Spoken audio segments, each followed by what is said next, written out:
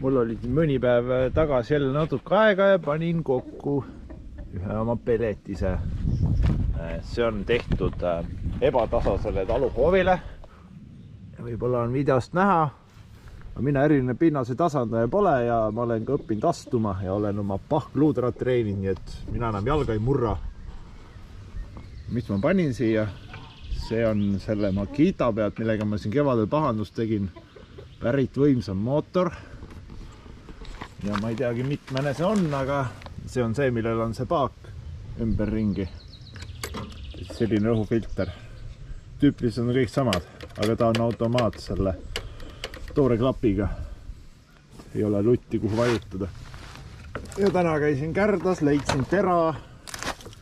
Näed, peaaegu õige pikkusega. Ja see ei ole multsiv tera. See on propeller. Tagaotsad on natuke rohkem üleval kui muidu.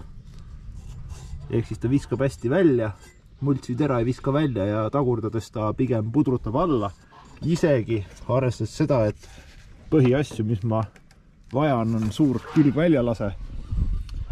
Siis siin on terve külg puudu, aga selleks, et ta läbi painduks, on pandud siia peale veekindla vineeriplaadid. Ja, siin tuli natukene modifitseerida. Nemad tahavad ka peale rääkida.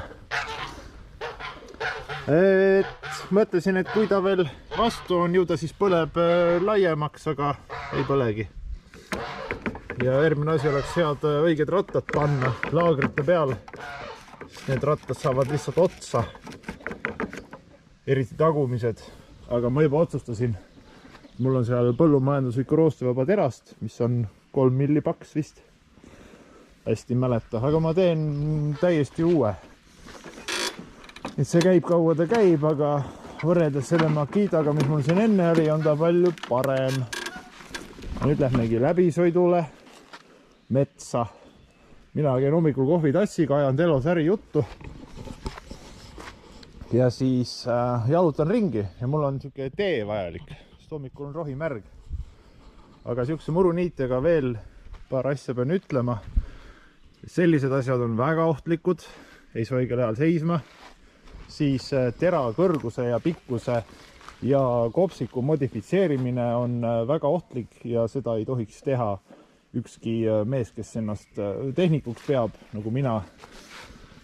Aga mina olen neid teinud natukene ja vastutan. Aga ma ei vastuta selle eest, kui keegi teist saab inspiratsiooni ja põhjustab kellegi surma või enda surma, nii et arvestage sellega.